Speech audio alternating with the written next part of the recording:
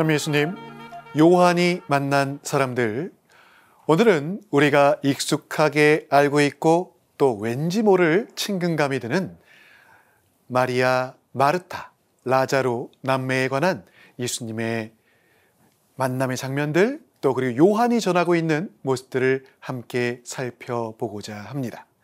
시작 기도로 요한복음서 11장 1절부터 5절 말씀으로 우리 기도 대신하겠습니다. 성부와 성자와 성령의 이름으로 아멘. 어떤 이가 병을 앓고 있었는데 그는 마리아와 그 언니 마르타가 사는 베타니아 마을의 라자로였다. 마리아는 주님께 향유를 붓고 자기 머리카락으로 그분의 발을 닦아드린 여자인데 그의 오빠 라자로가 병을 앓고 있었던 것이다. 그리하여 그 자매가 예수님께 사람을 보내어 주님, 주님께서 사랑하시는 이가 병을 앓고 있습니다 하고 말하였다. 예수님께서 그 말을 듣고 이르셨다. 그 병은 죽을 병이 아니라 오히려 하느님의 영광을 위한 것이다. 그 병으로 말미암아 하느님의 아들이 영광스럽게 될 것이다. 예수님께서는 마르타와 그 여동생과 라자로를 사랑하셨다. 성부와 성자와 성령의 이름으로 아멘.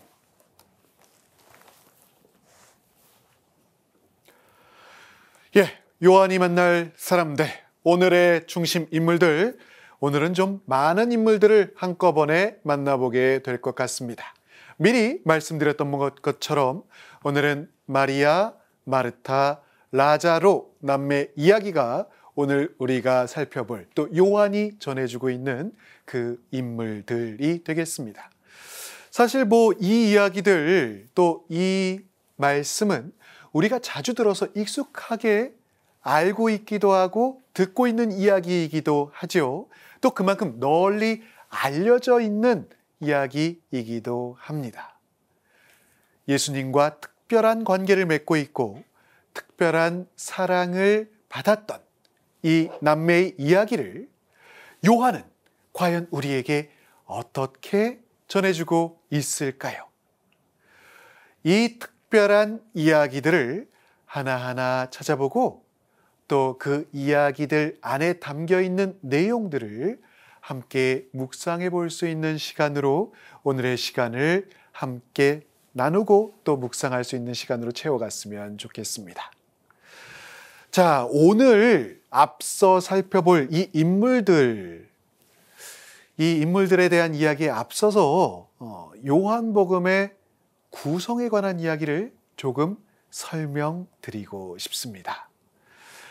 요한의 복음서, 우리가 큰 구성으로 보면 머릿말과 결론이 있고요. 이 두 부분을 제외한 복음서는 일반적으로 두 부분으로 나눠서 설명을 하곤 합니다.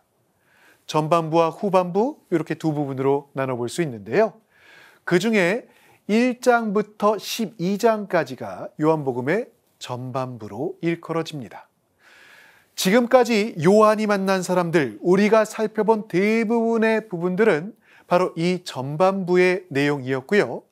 그래서 1장부터 12장에 나오는 요한이 만난 사람들을 그 요한이 전한 순서대로 한 사람 한 사람 차곡차곡 우리가 만나보았습니다.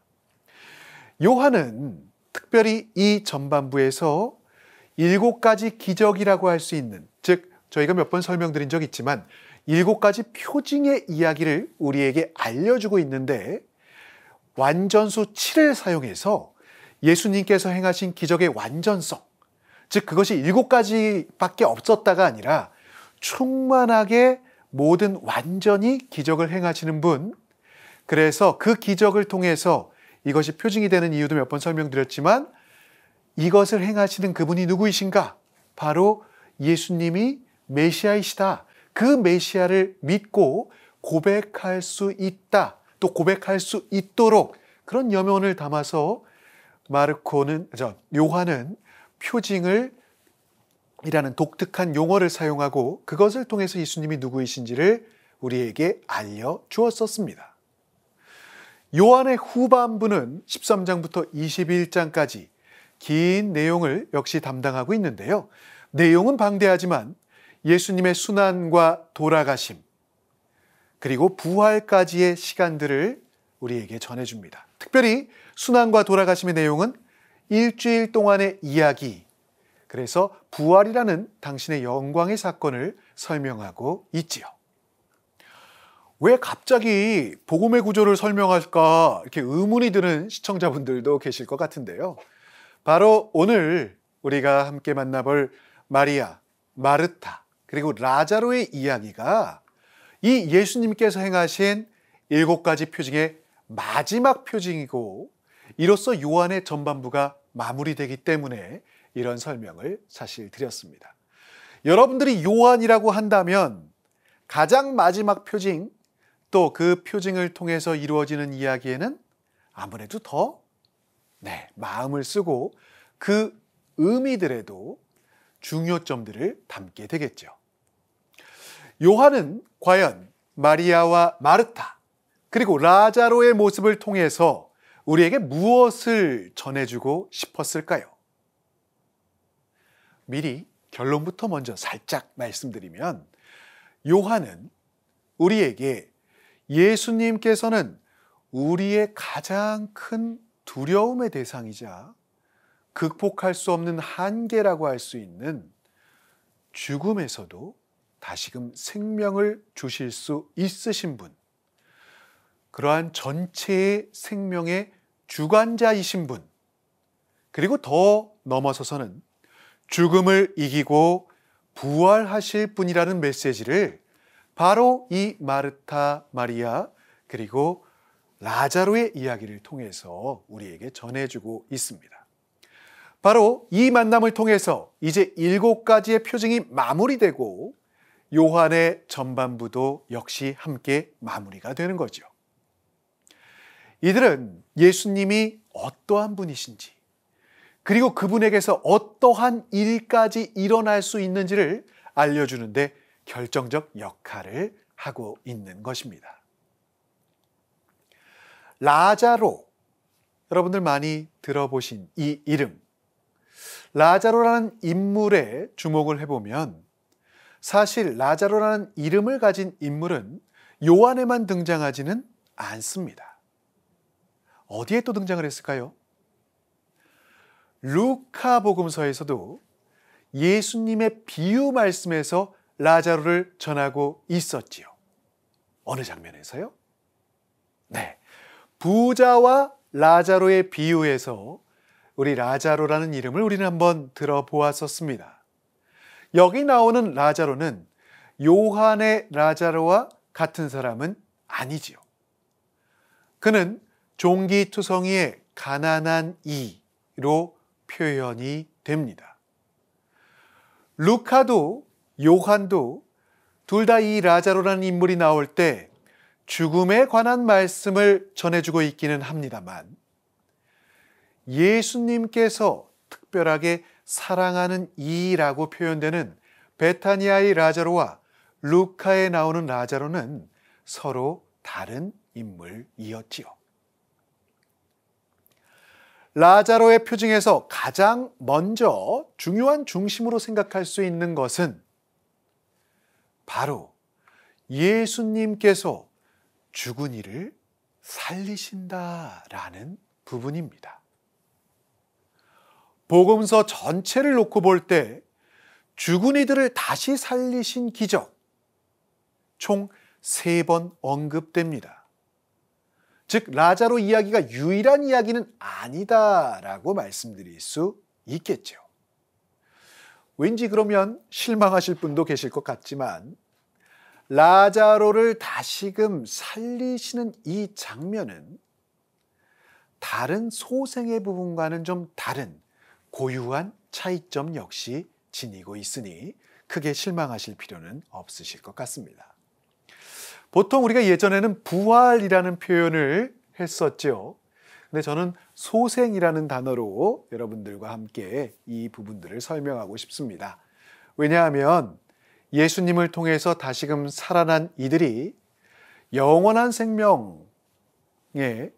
참여하게 되긴 하지만 그래서 영원히 죽지 않는 것이 아니라 다시 죽어서 하느님께로 불림을 받고 예수님 곁으로 가는 것이기 때문에 다시 죽음을 맞이할 것이기 때문에 부활이란 표현보다는 소생이라는 요 표현으로 설명을 드려보겠습니다. 자, 라자로 이외에 죽은 사람을 다시 살리시는 기적, 이 소생의 모습들은 먼저 생각해 볼 수 있는 것, 회당장 야이로의 딸을 살리신 기적 이야기를 생각해 볼 수 있습니다. 또 하나 더 덧붙여 보자면 나인의 과부의 외아들을 살리신 기적 역시 죽은 사람을 살린 기적의 이야기가 될 수 있겠지요. 다른 두 사람은 직접적으로 살아난 그들의 이름이 언급되어 있지 않지만 우리가 지금까지 보았을 때 일반적으로는 사람들의 이름을 잘 알려주고 있지 않는 요한은 이 라자로의 소생에서는 그 이름을 라자로라고 분명하게 밝히고 있습니다. 또한 이 표징은 다른 복음서에서 나타나지 않는 오직 요한만 우리에게 전해주고 있는 고유한 이야기라는 특징도 지니고 있지요. 라자로에 관한 이야기를 공간복음에서는 찾아볼 수 없다란 이야기겠습니다. 예수님께서는 마르타와 마리아와 라자로를 사랑하셨습니다. 요한은 이 이야기의 시작부터 마르타와 마리아, 라자로를 예수님께서 사랑하시는 사람들로 설명하지요. 본인을 사랑받는 제자로 표현하는 요한과 더불어서 예수님께서 사랑하는 사람이라는 이 특별한 표현에 명예가 주어진 이들이 바로 이 세 사람이라는 이야기가 되겠습니다. 물론 그러면 당장 다른 사람들은 사랑하지 않으셨던 것인가? 사랑하지 않으시는 것인가? 이런 질문을 던지실 수도 있고 자연스럽게 그런 의문이 드실 수도 있을 것 같습니다. 하지만 예수님께서 행하신 모습들, 또 당신의 말씀들과 만나는 사람들과의 관계들을 우리가 잘 살펴보면 다른 이들을 사랑하지 않았다라는 것이 아니라 당신의 사랑의 여러 형태들을 보여주시지만 이들과는 조금 더 특별한 관계를 맺고 계셨다라는 것을 표현하는 요한의 특별한 표현 방식으로 우리가 이해해 볼 수 있을 것 같습니다. 요한은 이들에 대한 설명들을 하나하나 이어가고 있지요. 복음서의 본문들의 내용을 함께 살펴보면서 이 내용들 같이 또 살펴보겠습니다. 마리아는 주님께서 향유를 붓고 자기 머리카락으로 그분의 발을 닦아드린 여자인데 그의 오빠 라자로가 병을 앓고 있었던 것이다. 11장 2절의 말씀부터 좀 찾아보겠습니다. 사실 이 부분은 조금 이상하게 느껴집니다. 왜냐하면 마리아에 대한 이야기는 여기서 언급되는 것이 아니라 바로 다음 장인 12장에서 언급되고 있음에도 요한은 마치 이전의 마리아에 대해서 언급했던 것처럼 이 시작을 이야기하면서 설명하고 있다는 것이죠. 이러한 이상한 점에 대해서 학자들은 바로 뒷장인 12장에 나오는 마리아의 이야기를 굳이 그 앞인 11장에서 언급한 배경으로 이 자매들의 이야기가 이미 요한의 독자들이라고 할 수 있는 초대교회 공동체에서 널리 알려져 있었던 이야기였기 때문일 것이라고 설명하곤 합니다. 라자로 이야기에 이어서 향유를 붓는 마리아에 대한 이야기가 나올 것이지만 이미 대부분의 독자들은 그 이야기를 알고 있기 때문에 그 부분을 전제로 이 부분을 설명하고 있는 것으로 우리가 이해해 볼 수 있겠습니다. 마리아는 예수님께 사람을 보내어서 이렇게 이야기하지요. 주님께서 사랑하시는 이가 병을 앓고 있습니다. 라자로가 심각한 병에 걸린 상태입니다. 예수님께서는 당신께서 사랑하시는 이가 병을 앓고 있다는 말을 들으셨죠. 자, 여러분들께서는 사랑하는 이가 중병에 걸렸다면 어찌하시겠습니까? 깊은 걱정, 기도, 혹은 만사를 제쳐두고 먼저 달려갈 수 있겠지요. 예수님께서는 어떠한 연유인지 움직이지 않으십니다. 바로 달려가시는 것이나 바로 찾아가시는 것이 아니라 오히려 요르단강 건너편에서 이틀을 더 머무르세요. 예수님 왜 달려가지 않으셨을까요? 도저히 가실 수 없는 급박한 상황들이 있으셨을까요? 아니면 여기에도 당신의 깊은 뜻, 당신의 계획이 숨겨져 있었던 것이었을까요? 여러 가지 의문점들이 듭니다. 이 의문들을 잘 가지고 계시면서 뒷부분들의 내용들과 함께 생각해 보시고 그 의문들의 길들을 하나하나 맞춰보실 수 있었으면 좋겠습니다. 예수님은 말씀하시죠. 그 병은 죽을 병이 아니라 오히려 하느님의 영광을 위한 것이다. 그 병으로 말미암아 하느님의 아들이 영광스럽게 될 것이다. 예수님의 수수께끼 같은 말씀은 점점 그 정도를 더하여 갑니다. 중병에 걸려있는 라자로를 앞에 두고 예수님께서는 하느님의 영광을 말씀하시지요. 병으로 하느님의 아들이 영광스럽게 될 것이다. 사실 잘 이해가 가지 않는데 이러한 문장이 처음인 것 같지도 않습니다. 여러분들 기억을 한번 되새겨 보시죠. 요한이 만난 사람들, 우리는 이미 여러 번 이런 표현들을 들었습니다. 하느님께서 계획하신 일이 드러나거나 당신의 표징을 통해서 그 영광이 드러난 사건들을 표현할 때, 또 특별히 병자들이 아픔에서 당신의 치유를 받을 때 이런 영광에 관한 표현들을 예수님께서는 자주 언급하셨었지요. 그래서 카나의 첫 표징 때나 태어나면서부터 눈이 멀었던 소경, 그래서 우리가 그때 다시금 기억을 되살아보면 저 사람이 죄를 지은 것도 아니고 그 부모가 죄를 지은 것도 아니고 하느님의 일이 저 사람에서 드러나려고 그리 된 것이다 라고 말씀하셨던 그 부분들을 역시 기억해 볼 수 있을 것 같습니다.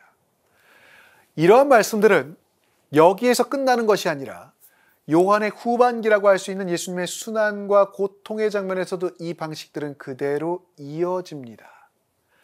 아들이 아버지를 영광스럽게 하도록 아버지의 아들을 영광스럽게 해주십시오. 여러 번 반복해서 사건들과 당신 자신을 알려주기 위한 방식으로 예수님께서는 이런 말씀을 하시지요. 자, 그렇게 바라본다면 어떻게 될 수 있겠습니까?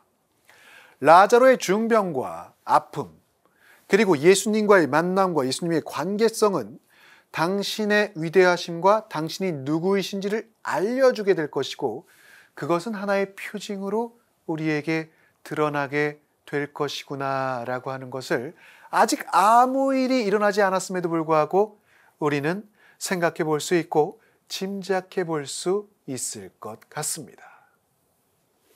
자, 그런데 여기에서 제자들의 반응이 예수님의 마음과 같지 않습니다. 제자들은 예수님께 이렇게 이야기하지요. 스승님, 바로 얼마 전에 유다인들이 스승님께 돌을 던지려고 하였는데 다시 그리로 가시렵니까? 예수님은 이렇게 대답하십니다. 우리의 친구 라자로가 잠들었다. 내가 가서 그를 깨우겠다. 예수님은 친구 라자로가 잠들어 있으니까 가서 그를 깨우겠다라고 말씀하시지요.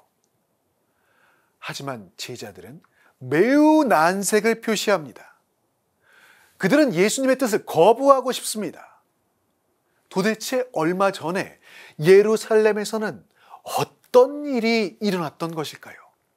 제자들은 왜 이렇게도 예수님의 뜻을 거부하고 싶어 할까요? 먼저 마리아, 마르타, 라자로가 살고 있는 마을부터 이 배경을 좀 찾아봅시다. 그들이 살고 있는 고을은 베타니아라는 곳입니다. 베타니아. 이 단어가 가지고 있는 뜻은 여러 가지들이 있는데 단어를 어원상으로 살펴보면 무화과 나무의 집 혹은 비참의 집 혹은 하느님의 집 이런 뜻들을 가지고 있습니다. 실제로 이 지역에 무화과 나무가 상당히 많았고 이곳에서 나환자들이 격리되어 살거나 병자들이 많이 살았던 지역이었었기 때문에 지명의 기원은 바로 이 지역의 상황과 연결되어 있음을 우리가 생각해 볼 수 있겠지요. 히브리어로 표현해 보면 베타니아는 벳아니라고 이야기할 수 있는데 이것은 그 뜻으로 보면 가난한 자의 집이라는 표현이 됩니다. 자, 당대의 병자들, 특별히 나병 환자들은 사람들과 함께 살아갈 수가 없었죠. 전염병이었기 때문에 사람들과 격리되어서 살아갔습니다. 그래서 그 표현으로는 죄인들이 병에 걸리는 것이고 그래서 그들은 격리되어서 살아야 된다 이런 표현을 썼지만 어쨌든 이 사람들에게 전염성을 갖고 있는 병자들은 사회와 격리되어서 살아야 되는 것이 모두를 위해서 필요한 방법들 중에 하나였죠. 자, 병 중에 사회와 격리되어서 살아야 하는 사람들은 자연히 일반적인 사회 활동들이 불가능했었고 그래서 가난함 역시 필수적으로 필연적으로 따라오는 상황들이 많았을 것입니다. 공간복음에서 베타니아에 대한 언급들을 좀 찾아보자면 나환자 시몬의 집이 등장을 하지요. 자, 이곳 역시 베타니아였습니다. 바로 이 시몬의 집에서 어떤 여인이 향유를 부어드렸으며 마리아의 향유 이야기가 우리가 그래서 참조해 볼 수 있는 구절이기도 하죠. 그 지리적 위치로 인해서 예루살렘 입성 때 예수님께서 종종 휴식을 취했던 곳 역시 베타니아였습니다. 후에 예수님의 승천 역시도 바로 베타니아 인근에서 이루어지게 되지요. 실제 지리적으로 베타니아는 예루살렘과 매우 가깝습니다. 한 스타디온의 거리가 약 185m 정도 되니 15스타디온의 거리를 지녔다라고 하는 것은 2.77km 정도 떨어진 장소가 됩니다. 거의 바로 옆이라고 할 수 있겠죠. 마리아를 위로하기 위해서 와 있는 많은 이들 역시 바로 옆 예루살렘에서 베타니아로 와 있었다라는 것도 이러한 지리적인 위치와 상황들을 우리에게 알려주는 정보가 될 수 있겠습니다. 그래서 이 함께하는 이들이 앞으로 예수님의 여정에 작지만 주요한 역할들을 담당하게 되는데요. 라자로를 살리신 예수님의 표징 앞에 이들 중에 일부는 믿음의 길을 걸어가고 또 일부는 백성의 지도층들에게 예수님을 고발하는, 즉 예수님 순환의 시작의 몫이 역시 지금 함께하고 있는 이들에게 주어짐을 미리 한번 생각해 볼 수 있겠습니다. 자, 다시금 이 장소적인 측면으로 돌아와 본다면 라자로의 이야기 직전에 예루살렘에 갔을 때 유다인들은 예수님께 돌을 던지려고 하였습니다. 돌을 왜 던지려고 했을까요? 돌을 던지려고 했던 것은 예수님을 죽이려고 했다라는 이야기가 되겠죠. 자, 예수님께 돌을 던지려고 했던 바로 그 순간 예수님만 홀로 유다인들을 만난 것이 아니었죠. 누가 있었습니까? 바로 제자들 역시 예수님과 함께 있었습니다. 그럼 제자들은 무엇을 보고 느꼈을까요? 군중들의 날이 선 눈빛, 손에 든 돌을 들었을 때의 그들의 표현과 그들의 느낌과 이것을 기억하고 간직하고 있는 제자들에게 예루살렘으로 다시금 간다는 것은, 그 여정은 어느새 두려움의 길, 그리고 거부하고 싶은 길이 되어버리고 맙니다. 괜시리 함부로 예루살렘 방문을 다시 했다가 그들이 다시금 돌을 던지려 할지도 모를 일이었지요. 비가 올 때는 비를 피해 가야 하는 것이 순리 아니겠습니까? 베타니아는 예루살렘과 붙어 있는 곳입니다. 바로 지금 거리에 있습니다. 라자로에게로 가고 싶지 않아 하는 제자들의 마음도 쉽게 이해가 가고 공감이 됩니다. 안타깝게도 이미 갈등은 첨예할 대로 첨예해졌습니다. 이 첨예한 갈등에서 제자들은 예수님의 말씀을 돌리고 싶어 하지요. 이들의 마음 안에는 두려움의 마음, 어둠의 마음, 그리고 피하고 싶은 마음들이 사로잡고 있습니다.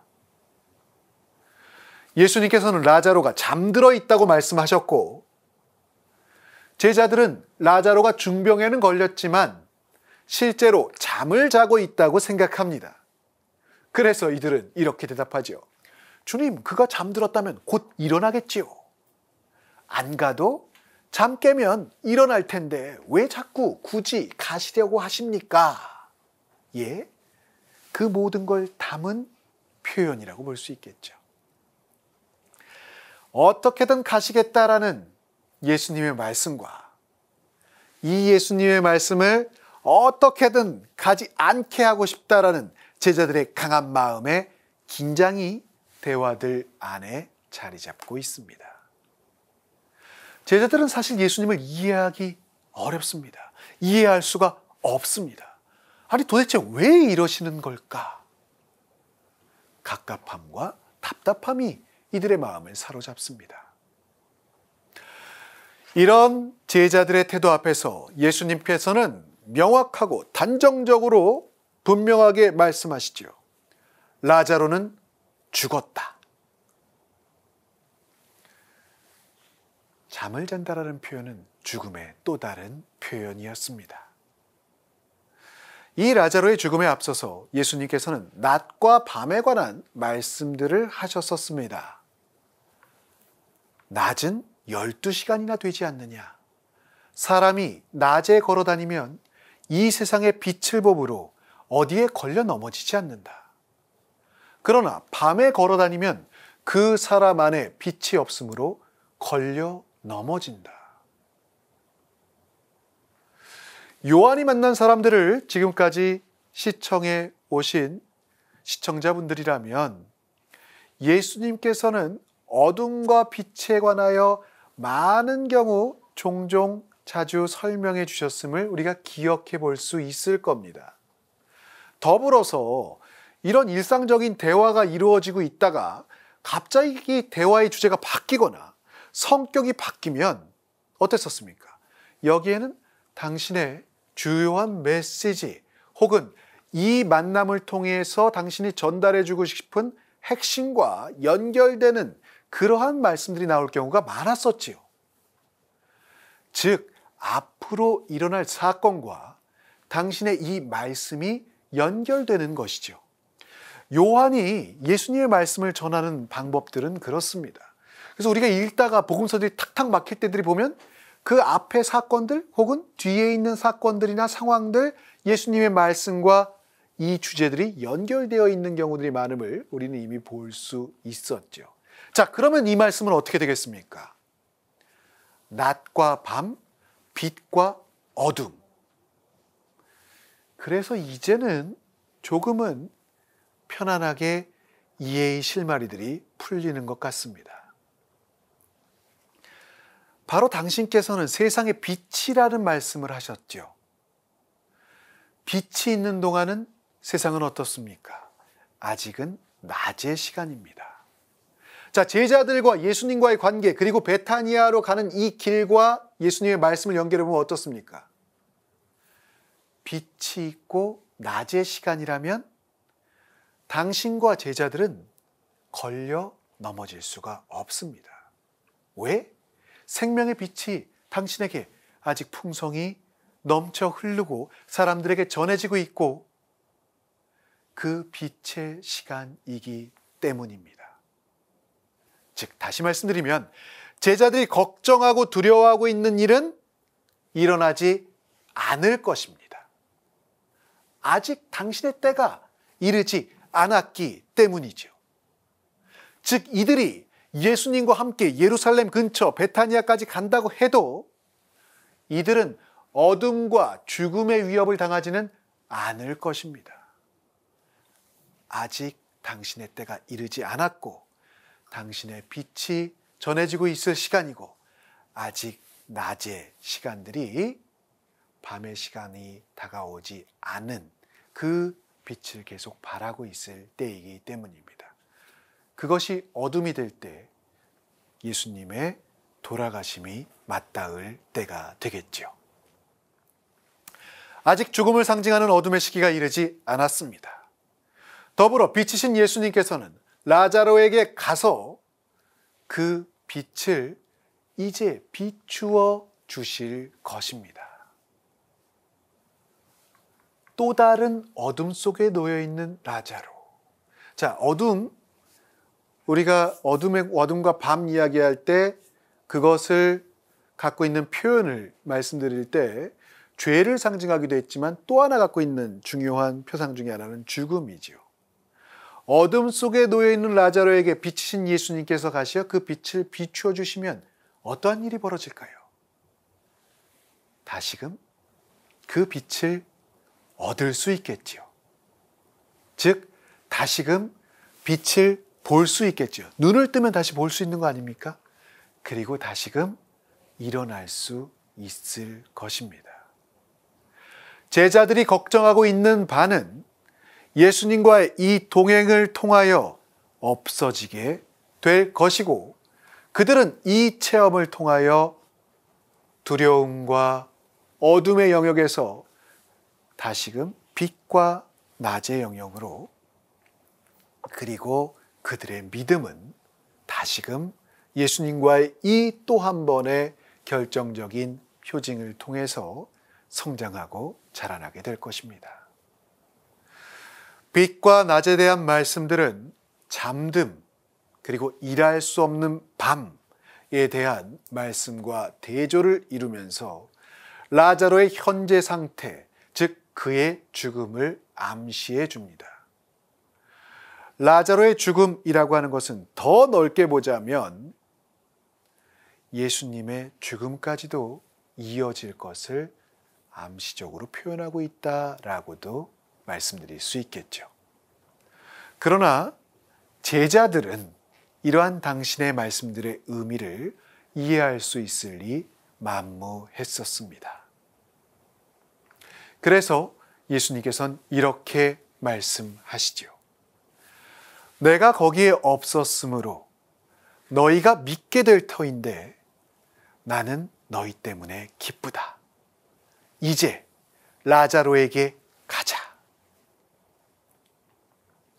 예수님의 이해할 수 없는 것처럼 보이는 말씀들은 이러한 연관성들을 가지게 됩니다. 하지만 제자들은 아직도 예수님의 말씀을 이해할 수 없었습니다. 냉정히 얘기하자면 그렇지요. 이미 세상을 떠났다면 더더욱 가실 이유가 없는 것 아닌가? 이 생각이 들기도 합니다. 예수님은 라자로의 장례를 함께 치르려고 가신다는 말씀이셨던 것일까? 장례를 저희가 함께 치르러 가야 한다는 말씀이실까? 사실 그 이야기를 듣고도 위급한 상황의 전가를 받고도 예수님께서는 이틀을 더 기다리셨지요. 그랬던 예수님께서 이제 그럼 장례를 치르러 당신이 마치 상주처럼 가신단 말인가? 제자들의 웅성거림과 어떻게든 거부하고 싶은 그들의 외침이 마치 지금 우리에게 들리는 것 같습니다.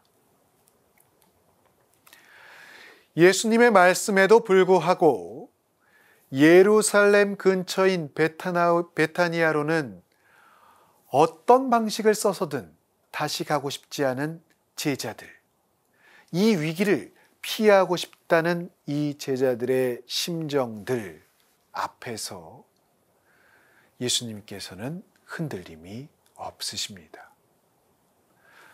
당신의 발걸음은 어둠, 즉 죽음을 빛으로 밝혀주실 것이고, 그래서 예수님께서는 라자로에게 가셔서 죽었던 라자로에게 생명의 빛을 다시금 전해주실 것입니다. 그리고 이 길에 동참하고 있는, 동반하게 되는 제자들은 바로 이 놀라운 사건의 목격 증인이 될 것이고, 예수님의 말씀과 라자로의 소생을 통하여 자신들의 믿음을 더하게 될 것입니다. 이것이 마지막 표징, 마지막 기적의 이야기가 되는 것은, 그래서 우리가 도저히 상상할 수 없는 가장 한계의 근원, 한계의 가장 절절한 모습이라고 할 수 있는 죽음에서도 우리를 살리시는 분, 그분이 예수 그리스도이심을 보여주는 사건으로 바로 이 마지막 표징이 자리하게 될 것이고, 이것을 직접 두 눈으로 똑똑히 목격하게 되는 제자들은, 그리고 그 곁에 있는 사람들은 예수님을 향한 믿음을 더하게 될 것입니다. 그래서 예수님께서는 이 길이 기쁘시다라고 말씀하시고 계신 것이겠지요. 요한이 설명해주고 있는 제자들의 모습들, 이것을 공간복음서의 그것과 비교해 보자면, 유난히 요한에 나오는 예수님의 제자들은 예수님의 말씀을 이해하지 못하는 인물들로 자주 설명이 됩니다. 아예 당신의 말씀을 이해하지 못하는, 특별히 전반부의 모습에 보면 아예 정말 이해하지 못하고 있는 모습들을 자주 보여주게 되고, 후반부에 좀 이르면 조금은 나아져요. 그러나 자기가 생각하고 싶은 부분들, 자신의 상상들, 자기가 원하는 방향들로만 생각을 하고 홀로 상상하고 홀로 그 수준에 머물러 있는 예수님의 말씀을 이해하지 못하는 제자들의 모습을 요한은 굉장히 생생하게 설명하고 보여줍니다. 즉, 요한은 제자들의 이 부족한 모습들을 미화해주거나, 그래도 예수님의 제자들인데 숨겨주거나 그러지 않습니다. 이 부족한 제자들이 바로 예수님과 함께 머무르면서 참 제자들로 성장하고 성숙되고 있기 때문이죠.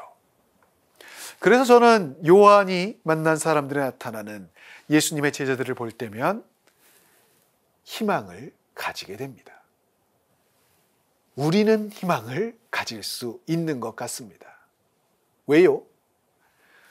예수님 3년 동안 가르치셨잖아요. 그런데도 이렇게 이해하지 못하고 못 알아듣는데, 우리가 못 알아듣는 게 뭐가 그렇게 큰 문제가 되겠습니까? 실망할 필요가 없고 또 절망할 필요도 없고, 당신의 말씀에 다시금 돌아가기만 한다면, 다시금 당신의 말씀을 우리가 읽고 머무른다면 우리 역시 제자들처럼 성장할 수 있고 성숙될 수 있겠지요. 우리의 믿음의 깊이는, 믿음의 뿌리는 그렇게 자라날 수 있는 것이겠지요. 바로 이런 제자들의 믿음의 성숙, 성장을 위해서 우리가 기적이라고 표현하는 요한의 또 다른 표현, 사인들, 즉 표징들이 필요했고, 제자들은 바로 예수님과 함께하면서 이러한 표징들을, 즉 이 사건들을 통해서 그들의 믿음은 더욱 굳세어지고 믿음의 사람들로 성장되게 될 것입니다. 분명 제자들에게 유다, 예루살렘으로 가는 길, 베타니아로 다시금 돌아가는 길은 죽음에 현존하는 위협이 그대로 살아있는 어둠의 길입니다. 하지만 세상에 비치신 예수님께서는 그 어둠을 당신의 빛을 통해서 없애시고 생명을 주시는 분으로서 당신의 길을 걸어가시지요. 어둠이라고 하는 것이 빛의 결핍, 빛이 존재하지 않음으로 인해서 생기는 것이라는 이런 관점에서 본다면 당신이 가시는 길은 그 빛이 아무리 작은 빛이라고 할지라도 멀리까지, 드넓이까지 이 빛을 밝히는 발걸음들이 될 것이고, 예수님의 이 길은 바로 하느님께서 주신, 아버지 하느님께서 주신 소명을, 즉 사람들에게 당신이 어떤 분이신지를, 또 하느님께서 구원의 역사를 어떻게 완성해 가시는지를, 그리고 우리가 그 빛이신 분을 어떻게 알아볼 수 있는지를 알려주는 그러한 지향점으로 우리를 안내하고 있습니다. 자, 이러한 상호 간의 긴장관계, 그리고 이러한 끊임없는 이 격렬한 저항과 예수님의 또 흔들림 없는 말씀 앞에서 이제 이 말씀을 알아들었는지 토마스가 분연히 일어나서 총대를 맵니다. 그는 이렇게 이야기하죠. 우리도 스승님과 함께 죽으러 갑시다. 자, 모두가 다 죽을 것을 생각하고 있었더란 얘기가 되겠죠. 여기에 쓰인 그 가자라는 동사는 어느 곳에서 어느 곳으로 이동한다는 이동의 의미를 분명히 가지고 있지만 더 포괄적으로는 그건 모두를 포함하는 여정이라는 뜻도 함께 포함되어 있습니다. 예수님께서 제자들과 함께 라자로에게로 이동하는 이 베타니아로의 떠남, 그것은 이제 이들에게 또 예수님에게 새로운 여정이 시작되는 시간이 될 것이죠. 토마스는 마치 제자들 전체를 격려하고 독려하는 이처럼 등장을 합니다. 그래서 학자들에 따라서는 이 표현이 그 자신이 설사 죽게 될지라도 예수님과 함께 예루살렘으로 올라갈 것이고 거기서 당신과 함께 죽음을 맞이하겠다라고 하는 강력한 의지를 표명하고 있는 표현이라고 설명하기도 합니다. 토마스는 스승님과 함께 우리 다 함께 죽으러 갑시다 라고 이야기를 했죠. 자, 그럼 그는 스승님이 정말 죽으리라고 생각을 했을까요? 적어도 제자들 사이에서 이 길에 대한 공포와 두려움이 어떠했는지, 또 바로 앞에 있었던 돌을 들었던 예루살렘 사람들의 그 분노와 또 살기에 찬 눈빛들이 어떠했을지는 그의 표현을 통해서도 우리는 능히 생각해 볼 수가 있을 것 같습니다. 지금 세상을 떠난 것은 라자로이지만 그의 죽음 앞에 그를 찾아가는 이 여정은 예수님과 제자들이 베타니아로 하는 이 발걸음들은 어둠의 그림자가, 죽음의 그림자가 함께 도사리고 있는 그러한 상황이 되는 것이지요. 자, 또 한 가지 요소를 생각해 보고 싶습니다. 17절에 보면 예수님께서 베타니아 마을 어귀에 이제 도착을 해보니 제자들과 함께 이제 온 거죠. 베타니아까지. 벌써 라자로가 무덤에 묻힌 지 나흘이나 지나 있었다라고 전해줍니다. 자, 시간을 좀 계산을 해보죠. 마리아가 예수님께 소식을 전하러 오는데 하루, 소식을 듣고 예수님께서 그곳에서 이틀을 더 머무셨죠. 그리고 당신께서 베타니아까지 다시 내려오시는데도 또 하루가 걸렸습니다. 자, 그러면 마리아가 예수님께서 오셔주시기를 청한 지 이미 나흘의 시간이 흘러간 거죠. 그런데 예수님께서 도착했더니 라자로가 무덤에 묻힌 지 나흘이나 지났다라고 이야기를 합니다. 그렇다고 한다면 마리아가 그 소식을 전하고 얼마 되지 않아서 라자로는 바로 세상을 떠났다라는 이야기가 되겠죠. 자, 이렇게 본다면 예수님께서 소식을 듣자마자 바로 출발하셨더라도 라자로의 죽음을 막지는 못하셨을 겁니다. 그렇죠? 이스라엘은요, 연중 기온이 굉장히 높습니다. 누군가가 선종을 하면, 그래서 이들의 장례 풍습은 바로 당일날 매장을 하거나 혹은 동굴에 안치를 했습니다. 왜 그랬을까요? 네, 시신의 부패가 그만큼 빨랐기 때문에 그랬겠죠.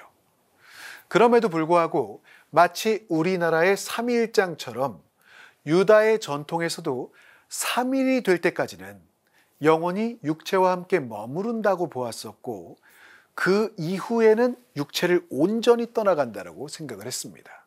우리의 그것과 크게 다르지 않은 그런 공통점들을 찾아볼 수 있습니다. 따라서 여기에 있는 이 나흘이라는 시간은 매우 중요합니다. 3일이 아니라 4일이 지났다. 즉 나흘이 지났다라는 것은 무엇을 의미하겠습니까? 첫 번째, 이미 시신의 부패 상태가 상당히 진행되었다는 것을 의미하죠. 또 한 가지, 유다의 사고방식으로 본다면, 전통적 사고방식으로 본다면 그의 영혼은 육체를 온전히 떠나버렸다. 더 이상은 돌아올 수 없는 완전한 죽음의 상태가 이 나흘이라는 4일이라는 시간이 우리에게 전해주고 있는 정보입니다. 예수님의 부활과 함께 연결을 시켜서 보자면, 그래서 예수님께서 사흘 만에 부활하셨다라고 하는 것은 이들의 사고로는 영혼이 완전히 떠나시기 전의 부활이라는 것을 의미하게 되고요. 첫 번째는 또한 육신 역시 완전히 부패하지 않은 상태의 부활을 의미하게 되죠. 그러나 라자로의 시간은 그의 영혼이 완전히 육체를 떠난 상태이며 시신은 부패까지 상당히 진행되었음을 의미하게 됩니다. 바로 여기에 다른 복음사가들과는 다른 요한만의 특별한 차이점들이 등장하게 되죠. 바로 다른 복음서의 되살아남, 즉 소생은 시간상으로 다 3일 이전의 소생의 성격을 지니고 있다면, 라자로는 다른 이들의 소생과는 달리 이미 부패가 진행되었고 더 이상 소생 가능성이 완전히 없는 완전한 죽음의 상태라는 것이 바로 이 나흘이라는 시간이 우리에게 전해주고 있는 바입니다. 바로 예수님께서는 그 죽음의 상태의 라자로를 만나러 오신 것이지요. 예수님께서는 어떻게 라자로를 죽음에서 일으키시고 그에게 생명을 주셨을까요? 그 생생한 이야기는 다음 주에 두 번째 시간에 말씀드리겠습니다. 이 마지막 표징, 예수님께도 제자들에게도 이제 임박한 죽음의 그림자가 다가오고 있으며 당신의 순환을 준비함과 동시에 사람들의 가장 큰 한계라고 할 수 있는 죽음 앞에서 생명을 주실 수 있는 분, 그 빛을 전해주실 수 있는 분이 예수님임을 요한은 우리에게 알려주고 있습니다. 그 초대에 우리가 함께 응답해가는 것이 바로 복음을 바라보는 길이겠지요. 다음 주에 구체적인 내용들 또 함께 살펴보며 우리 요한이 전한 마리아, 마르타 그리고 라자로의 이야기를 함께 만나보도록 하겠습니다. 감사드립니다.